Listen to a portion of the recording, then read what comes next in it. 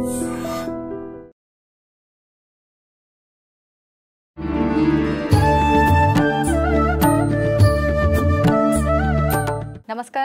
Welcome to I dream ధర్మ మార్గం కార్యక్రమానికి స్వాగతం. నేను మీ విజిత. ప్రస్తుతం మనతో పాటు ఉన్నారు ప్రముఖ జ్యోతిష్యులు బ్రహ్మశ్రీ చేబిఎం కిరణ్ శర్మ గారు. ఇప్పుడు వారితో మాట్లాడి మరిన్ని విషయాలు తెలుసుకుందాం, మన సందేహాలన్నింటినీ నివృత్తి చేసుకుందాం. నమస్కారం గురుగారు. సర్వే జనా సుఖినో భవంతు, అఖండ ఐశ్వర్యమస్తమ. గురుగారు, ఇప్పుడు రాబోయే ఒక 5-6 సంవత్సరాలలో యుగాంతం ఉంది అని అనుకుంటున్నాం. ఇప్పుడు జరిగే ఇవన్నీ జల ప్రళయాలు, ఇలాంటి విధ్వంసాలన్నీ చూస్తుంటే ఒక్కొక్కసారి అనిపిస్తుంది అప్పుడే యుగాంతం ఏంటి అని, కొంతమంది చెప్పిన మాటల్ని బట్టి. కానీ ఇలా జరిగే చూస్తుంటే మాత్రం నిజంగానే ఉందేమో అని అనిపిస్తుంది.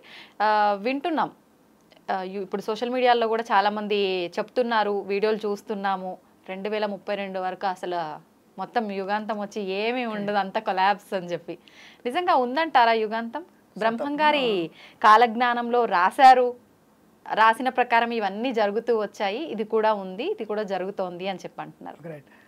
సో మొత్తం మీద మీ దగ్గర బంగారం అని ఉంటే కొంచెం నాకు ఇచ్చేసేయండి. 2032 కల్లా కాబట్టి కెమెరామెన్ గారి దగ్గర కూడా, దయాకర్ దగ్గర ఉంటే బంగారం నాకు ఇచ్చేస్తే దాచుకుంటాను నేను. మీరేం చేసుకుంటారు?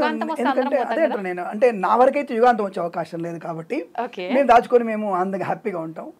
అది అందుకంటే ఒకటి విషయమా, ఇలాంటివన్నీ కూడా ఎందుకు అంటే బయటికి ప్రొవోక్ చేస్తారని అర్థం కాబట్టి దాని విషయంలో, అంటే బ్రహ్మంగారు కాలజ్ఞానంలో చెప్పినట్టు కొన్ని విషయాలు జరిగినాయంటే వాస్తవం. ఎందుకంటే కాలజ్ఞాని, ఆయన పేరే కాలజ్ఞాని, బ్రహ్మంగారి కాలజ్ఞాని. కాలజ్ఞాని అంటే ఒక జ్యోతిష్కుడు ఆయన. అలా అని చెప్పేసి మధ్యలో కొన్ని పుట్టుకొచ్చాయి. ఆయన రాసినటువంటి అసలు పుస్తకాన్ని పక్కన పెట్టేసి మభ్యపెట్టేటువంటి వ్యక్తులు చాలా మంది వచ్చేసారు. దాంట్లో కూడా అనేకమైనటువంటి పురాణాలు, ఇటువంటి మన సోషల్ మీడియాకి వచ్చేటువంటి పుంఖాలుగా వచ్చేటువంటి కొన్ని అనవసర వార్తలని దాన్ని జొప్పించారు. అయితే మనకి అమిస్టర్ డ్యామ్ లో కూడా జ్యోతిష్కుడు, ఆయన ప్రపంచంలో ఉన్నటువంటి జ్యోతిష్కుడు కూడా, అలాగే సోమయాజులు గారు, తర్వాత మనకి ఇప్పుడు ఉత్తరప్రదేశ్లో సోమయాజులు గారు ఎంత ఫేమస్ ఆస్ట్రాలజర్ ఆయన. సో అతను కూడా చెప్పిన విషయాలు చాలా మటుకు జరిగినాయి మనకి. సో ఇలా కాలజ్ఞానంలో చెప్పిన విషయం కొంత వాస్తవమే. మరి అదే కాలజ్ఞానంలో చెప్పినటువంటి వ్యక్తులు బ్రహ్మంగారు ఏం రాశారో అసలు పుస్తకం మనకు దగ్గరికి రాలేదు, మనకి ఎవరు చూపించే అవకాశం లేదు, మనకు తెలియదు కూడా. వాళ్ళు ఏదైనా పుస్తకం ఇస్తే అది కాలజ్ఞానం పుస్తకం ఇస్తారు తప్ప అది అసలు అనేది అయితే ప్రతి అనేది తెలియదు. అసలు ప్రతి అనేది ఆయన స్వదస్తుడితో రాశాడు, అంటే ఆయన లేఖినితో రాశాడు ఆయన. అందుకని ఆ పెళ్ళి లేవు కదా, అప్పుడు లేఖినితో రాశాడు ఆయన. మరి అది ఆ పుస్తకాన్ని మాకు చూపిస్తే దాని గురించి మాట్లాడదాం మనం. అలా ఇచ్చేవాళ్ళు ఎవరు మనకైతే ప్రస్తుతానికి లేరు. రెండవది 2012లోనే అనుకుంటా స్వామివారి కాలజ్ఞానం ప్రకారంగా 2012లోనే యుగాంతం వచ్చేస్తుంది, వెంపలి చెట్టుకు నిచ్చెనేస్తారు, ముండమోపులు రాజ్యం ఏళ్తారు, ఇటువంటివన్నీ చెప్పారు. దానికి కొన్ని జరిగిన విషయం వాస్తవం. నేను ఆయన కాలజ్ఞానం చెప్పలేదని చెప్పట్లేదు, ఆయన దివ్యజ్ఞాని.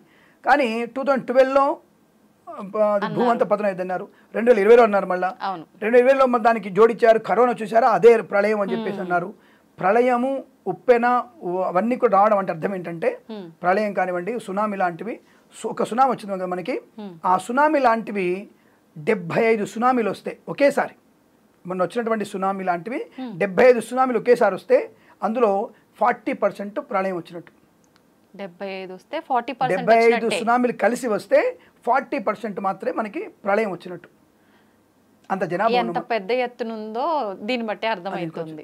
ఇప్పుడు మనకి వేద శాస్త్రంలో వేద గణితం బ్రహ్మంగారి కాలజ్ఞానం కన్నా, మాలాంటి వాళ్ళు చెప్పేటువంటి జ్యోతిష్ శాస్త్రం కన్నా, పరాశర సంహిత కన్నా, అంటే చెప్పే ఇవన్నీ కూడా మేము చెప్పే పుస్తకాలు, పరాశర సంహిత, నారద సంహిత, ఇవన్నిటికన్నా గొప్పది స్మృతి, శృతి, పురాణం, వేదం. వేదంలో చెప్పబడింది, వేదంలోనే చెప్పబడింది. ఏం చెప్పబడింది?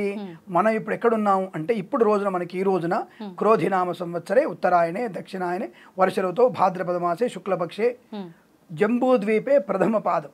మనం ప్రథమ పాదంలో ఉన్నాం. ఈ ప్రథమ పాదంలో, జంబూద్వీపంలో ప్రథమ పాదం ఉన్నాం. ఇవి 4 పాదాలు పూర్తి అవ్వాలి మనకి. ఒక పాదం 70,000 సంవత్సరాలు మినిమం, అంటే 78,000 సంవత్సరాలు ఒక పాదం మినిమం. ఆ తర్వాత మనకి యుగాంతం వచ్చేది 5,32,000 సంవత్సరాలకి. చాలా సమయం. ఇప్పుడు అయింది 2000 సంవత్సరాలే, 2022, 2024 ఉన్నాం మనం. మరి ఈ సమయాన్ని మీరు లెక్కెట్టుకొని ఇప్పుడు ఆలోచించండి. అంటే మీరు 2,700 జన్మలు ఎత్తితే అప్పుడు మీకు యుగాంతం పూర్తవుతుంది. 2,700 జన్మలు ఎత్తాలి మీరు, ఇది గుర్తుపెట్టుకోండి. కాబట్టి ఇప్పుడు ప్రళయం అనేది అసంభవం. అయితే పాపం వల్ల, అంటే పాపం చేసినప్పుడల్లా ఇటువంటి భగవంతుడు తన యొక్క సంస్కృతిని కొంత పద్ధతిని, దాని సంస్కృతి భిన్నమైనప్పుడు ఆయన నాశనం చేసే తత్వం ఉంటుంది. కాబట్టి సునా రూపంలోనూ, కరుణ రూపంలోనూ, ఇంకో రూపంలోనూ చెడ్డవాళ్ళని నాశనం చేసే అవకాశం. ఇప్పుడు ఇది ప్రళయమే కదమ్మా. ఒక 4 ఏళ్ల చిన్నారిని మానభంగం చేస్తున్నాడంటే, 11 ఏళ్ల అమ్మాయిని మానభంగం చేస్తున్నాడంటే, ఇతర మతాల వారందరూ కూడా వచ్చేసి ఇతర మతాల మీద పడి ప్రభావాన్ని చూపించి నాశనం చేస్తున్నారంటే దీని ప్రళయం అనుకుంటే ఏమంటారు? దీన్ని ఇది ఒక ప్రళయమే. నేను తప్పుగా అనుకోదు. ఏ మతం ఇచ్చండి, ఈ మతం వాళ్ళు ఆ మతం మీదకి, ఆ మతం ఈ మతం మీదకి వచ్చేసి ఒకరి మతాన్ని కూల్చదోసే ప్రయత్నం కూడా అది ప్రళయమేక. దీని ప్రళయానికి ఏమంటారు? దీన్ని ఒక చంటి పిల్లని 4 ఏళ్ల పిల్లని నువ్వు మానభంగం చేసి స్థాయికి వచ్చావంటే ఇంతకంటే నికృష్టుడు ఉంటాడు, ఇంతకంటే ప్రళయం ఇంకో ఉంటుందా? ఆ వ్యక్తిని ప్రమాదం చెప్పి ఆలోచించండి. సో ప్రతి చోట ప్రతి వీధిలో మనకు తెలియనివి చాలా ఉన్నాయి. ఇవన్నీ కూడా ఆడపిల్లల పెంచుతున్న అరాచకాలంతో కూడా ప్రళయానికి కలిగించవా? ఆడపిల్ల కన్నీరు పెట్టుకుంటే ఎంత ప్రళయం అనేది శాస్త్రాలు చెప్తున్నాయి. నన్ను ఆడపిల్లని బాధ పెట్టకండ్రా, ఆడపిల్ల మనకు సాక్షాత్తుగా లక్ష్మీ స్వరూపము, సరస్వతి స్వరూపం అని చెప్పేసి మన వేద శాస్త్రాలు ఘోషిస్తున్నాయి. కానీ అటువంటి వాళ్ళ కళ్ళలో వచ్చే నీళ్ళే ప్రళయం. అటువంటి ఆడపిల్లలు వచ్చేటువంటి కన్నీళ్ళే ప్రళయానికన్నా కూడా ఘోరంగా మిమ్మల్ని నాశనం చేస్తుందిరా. పున్నామ నరకం లేకుండా నాశనం అయిపోవడం ఖాయం. ఇది జరిగే అవకాశం, ఇదే ప్రళయం అంటే. కానీ ఇటువంటివి చూసి కూడా మనం భరించలేకపోతున్నాం. కొంత రోజులు పోయిన తర్వాత అనేక రకాల విచ్ఛిన్నమైనటువంటి శక్తులు, విచ్ఛిన్న శక్తులు దేశాన్ని, పట్టణాలని నాశనం చేసి మనల్ని ప్రలోభాలకు గురి చేసి మతమైనటువంటి ఒక దాంట్లో ఒకళ్ళ మతాలు ఒక మిత్రు మీద విపరీతమైనటువంటి ధోరణినే ప్రళయంగా చెప్పబడుతుంది తప్ప ప్రస్తుతం మీరు అడిగిన ప్రశ్నకి ఈ 5 ఏళ్లలో వచ్చేస్తుందా అనే విషయం అడిగితే మాత్రం తప్పకుండా ఇది చూసే ప్రేక్షకులు కూడా మీ దగ్గర ఒక 5 ఏళ్లలో ప్రళయం వస్తుందని ఈ అమ్మాయి మాట విన్నట్టయితే మీరందరూ కూడా దయచేసి మీ దగ్గర బంగారం డబ్బంతా కూడా అకౌంట్లోకి వేయండి. దయచేసి మేము మా ఆవిడ అందరం కూడా హాయిగా ఉండే ప్రయత్నం చేస్తాం. తప్పుగా అనుకోవద్దండి, గుర్తుపెట్టుకోండి. కాబట్టి ప్రళయం మాత్రం లేదమ్మా. కాబట్టి మెట్టివైతే ఇప్పుడు హ్యాపీగా ఉండవచ్చు మీరు. ఈ ప్రళయం రావడానికి ఇంకా మనకి నేను ఓపెన్ చెప్తున్నా 5,30,000 సంవత్సరాలు ఉంది.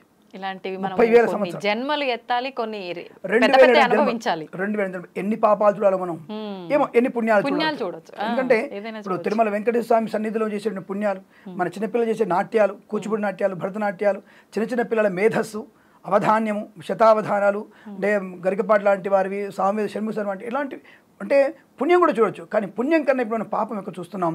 అటువంటి పాపం వల్ల మనకి చాలా ప్రమాదాలు జరుగుతాయి. ముఖ్యంగా దయచేసి మీరందరూ కూడా ఆడపిల్ల కంట్లో నీళ్లు రాకుండా చూసుకోండి. మన ప్రళయం ఏం రాదు, దేశం సుభిక్షంగా ఉంటుంది, ప్రపంచ శాంతి ఖచ్చితంగా ఉంటుంది. ఆడపిల్ల కంట కన్నీరు, ఏ మతం వారైనా సరే ఆడపిల్ల కంట కన్నీరు రాకుండా చూసుకోండి, చాలు హ్యాపీగా ఉంటుంది లైఫ్ అంతా కూడా. ఇది ముమ్మాటిజం. ఆడపిల్ల కన్నీరే ప్రళయం, అంత ఇంకోట్లేదు. అది విషయం. గురుగారు, యుగాంతం లేదు, ఆడపిల్లని ఏడిపిస్తే ఖచ్చితంగా నాశనమే. ఇబ్బందులు అనొద్దు అన్నమాట, నాశనమే. అదే చెల్లి కానీ వాయు వరుసలు ఉండొద్దమ్మా. ఇప్పుడు ఒక కొన్ని మతాలు నేను వింటున్నప్పుడు చూసినప్పుడు, ఇప్పుడు ఆ మధ్య ఒక చూసాం మనం, తండ్రిని పెళ్లి చేసుకున్నటువంటి ఆవిడ గర్వంగా చెప్తుంది, నేను నా తండ్రిని పెళ్లి చేసుకున్నాను, తండ్రికి కుట్టబోయేటువంటి తల్లిని అవ్వబోతున్నా అంటే ఎంత అటువంటి మాటలు వినడమే నరకం. అసలు వినపడకూడదు అది. అలాంటి వాళ్ళు చెల్లి, అన్న, వదినే, వాయు వరుస అనేటువంటి తత్వంలో ఉంటే ఎక్కడికి వెళ్తున్నాం మనం? ఇటువంటి వాళ్ళతో మనం సావాసం చేస్తే ఇంకా ప్రాబ్లం అవుతుంది మనకి. అంతే. నా సనాతన ధర్మం గొప్పదని చెప్తాను, నా సనాతన ధర్మం మాత్రమే గొప్పది, ఇంకొక మతం నేను మాట్లాడను. కానీ నా మతం నాకు ఖచ్చితంగా గొప్పది చెప్తాను. కాబట్టి నా మతంలో వాయు వరుసలు ఉన్నాయి ఖచ్చితంగా. చెల్లి, అన్న, వదినే, అమ్మ అని ఒక వాయు వరుసలు అలాంటి ఉన్నాయి. ఇంకొక మతంలో ఉన్నట్టుగా నాకు తెలియదు, వాళ్ళే లేవని చెప్తున్నారు, వాళ్ళ గ్రంథాలు లేవని చెప్తున్నారు స్పష్టంగా. కాబట్టి దాని గురించి నాకు అనవసరం ఆ విషయం గురించి మాట్లాడను. కానీ ఇది మాత్రం నేను ఒప్పుకునే ప్రసక్తి లేదు. అటువంటి ఆడపిల్ల కంట్లో నీళ్ళు వస్తే మాత్రం మనకి నాశనం అయిపోతుంది. ఆ కుటుంబం నాశనం అయిపోతుంది. ఎవరైతే ఆ అమ్మాయి కంట నీరు కారుకులయ్యారో వాళ్ళు నాశనం అవడం ఖాయం జరుగుతుంది, ఖచ్చితంగా అవుతుందమ్మా. ఇవాళ కనపడకపోవచ్చు, 2 నెలలు కనపడవచ్చు, 2 నెలలు కనపడవచ్చు, పూర్తిగా వంశం నాశనం అయిపోతుంది. ఇది మాత్రం ఖచ్చితం. అదే ప్రళయం అంటే. అయితే ఇప్పుడు ఓకే, యుగాంతం లేదు, హ్యాపీ దానికైతే. ఇప్పుడు జరిగిన ఈ నీళ్ల వల్ల జరిగిన ఇబ్బందులు ఏదైతే ఉన్నాయో, ఈ ప్రళయాలు ఏదైతే ఉన్నాయో, ఇటువంటిది మళ్ళీ వచ్చే అవకాశం అతి త్వరలో ఏమైనా ఉందంటారు? ఖచ్చితంగా ఉంటుంది. మనకి 2026లో మీకు అటువంటి ప్రభావం ఉంది. ఒక రకమైనటువంటి జల ప్రళయం లాంటిది ఒకటి ఉంది, ఖచ్చితంగా వచ్చే అవకాశం ఉంటుంది. అది మన వైపు వచ్చేటువంటి అవకాశం కష్టం. 2026లో దాదాపుగా మేము చేసినటువంటి పరిశోధన ప్రకారంగా అమెరికా, ఆస్ట్రేలియా అటువైపు వాళ్ళకి ఎక్కువగా ప్రమాదం వచ్చే అవకాశం ఉంది. అయితే మన భారతదేశంలో కూడా మనకి తీర ప్రాంతమైనటువంటి చెన్నై వరకు మాత్రం కొంత ఇబ్బంది, అయితే జస్ట్ ఒక 0.1% ఇబ్బంది కలిగే తప్ప అది అమెరికా ప్రాంతాన్ని, ఆస్ట్రేలియా ప్రాంతాన్ని, ఐరోపా ప్రాంతాన్ని ఎక్కువగా ప్రమాదంలో పడేసే అవకాశం ఎక్కువగా ఉంటుంది. ఒక దేశం కనుమరుగవచ్చు, ఒక దేశం పూర్తిగా, అంటే చిన్న దేశాలు ఉంటాయి కదా, చిన్న దేశాలు, పట్టణం లాంటి మన దగ్గర పట్టణం లాంటివి, చిలీ దేశం లాంటిది ఒకటి, అలాగే నైజీరియా కొన్ని ప్రాంతాలు, ఐరోపాలో కొన్ని ప్రాంతాలు, కొన్ని దీవులు లాంటివి, తర్వాత మనం అనుకున్నటువంటి లక్షద్వీపులలో కొన్ని దీవులు, లక్షద్వీపులలో కొన్ని దీవులు ఎగిరిపోతాయి. తర్వాత మనకి మాల్దీవ్స్ అనే చోట కూడా మనకి అక్కడ ఉన్నటువంటి అన్ని చిన్న చిన్న ద్వీపాలు అవన్నీ అంటే చిన్న ద్వీపాల ఖండమే మాల్దీవ్స్ మనకి.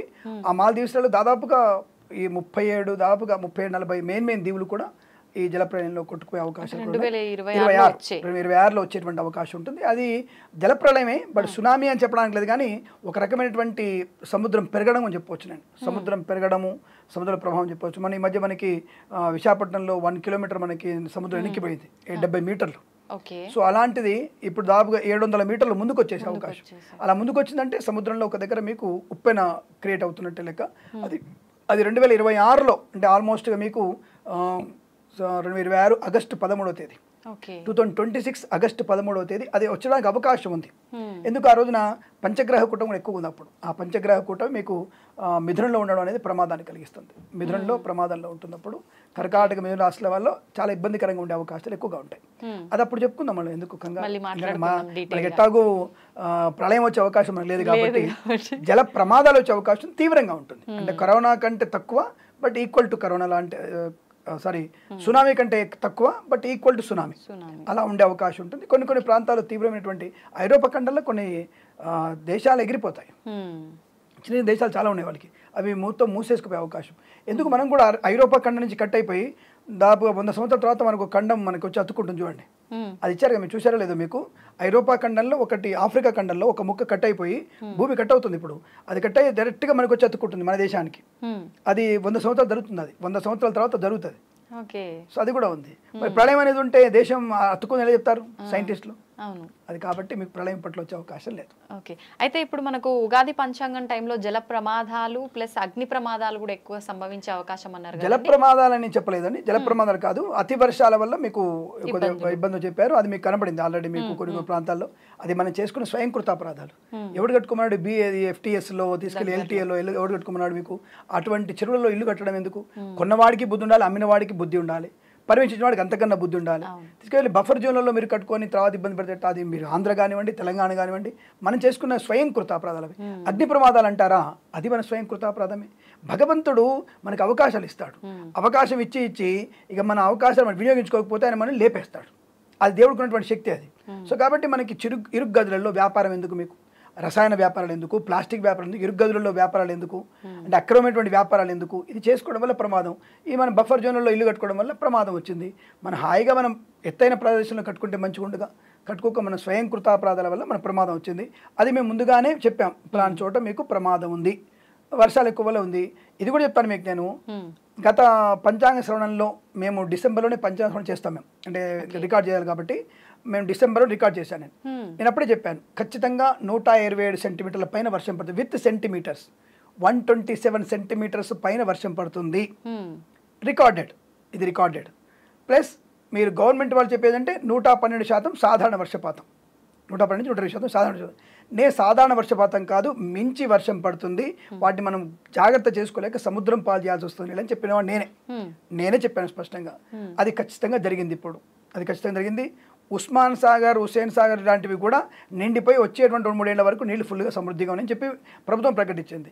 మరి ఈ సమయంలో మీకు జూన్లో మీకు వర్షాలు పడాలి, మే 21వ తేదీ పేపర్లో, మే 21-23 తేదీ మధ్య పేపర్లో మీరు ఇప్పటికి ఈనాడు పేపర్ తీసి చూస్తే ఈసారి కూడా మనకి సాధారణ వర్షపాతాలే అని వాతావరణ శాఖ, హైదరాబాద్ కేంద్రం వాళ్ళు, విశాఖపట్నం కేంద్రం వాళ్ళు, తర్వాత ఢిల్లీ కేంద్రం వాళ్ళు ముగ్గురు ప్రకటించారు 21, 22, 23 తేదీలలో.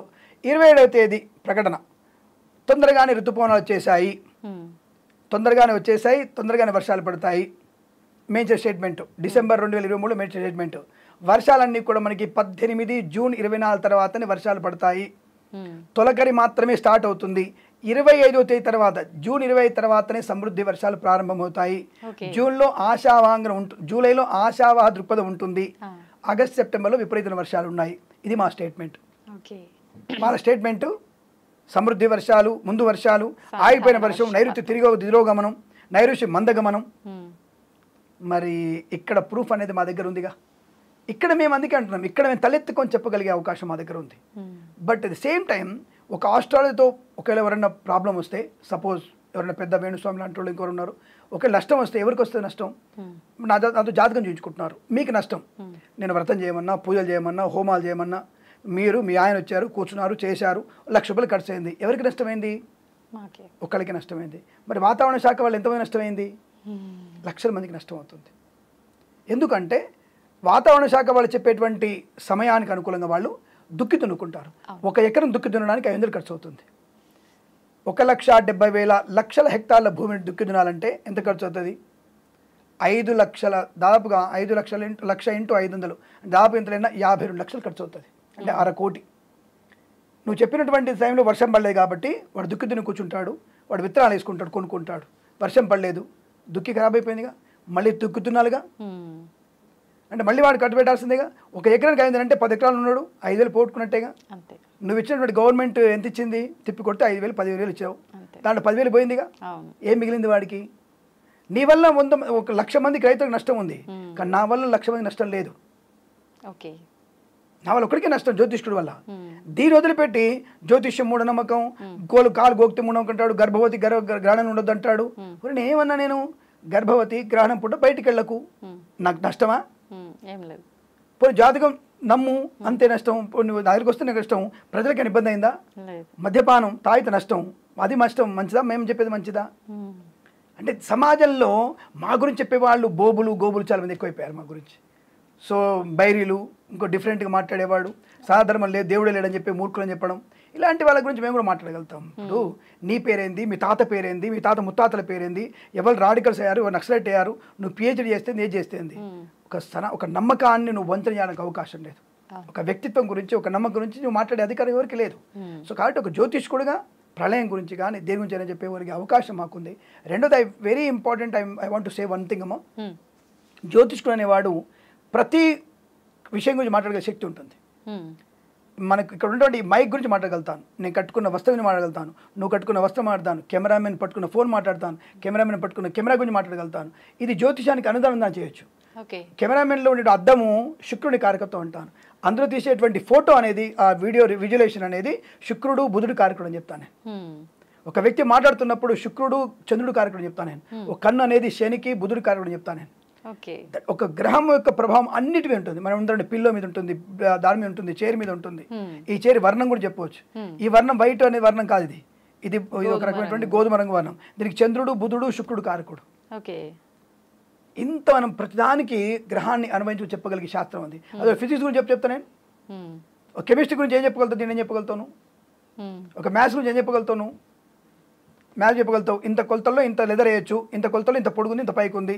దెన్ నెక్స్ట్ ఇది కుడివైపు పడితే ఏమి ఇరుగుతుందో చెప్పగలుగుతా, ఇది సరే కూర్చోకపోతే ఏమి ఇరుగుతుందో మనం చెప్పగలుగుతాం. మనం అలా చెప్పగలిగే శాస్త్రం మనకుంది, కానీ చదువుకునేటువంటి శక్తి మనకు లేదు.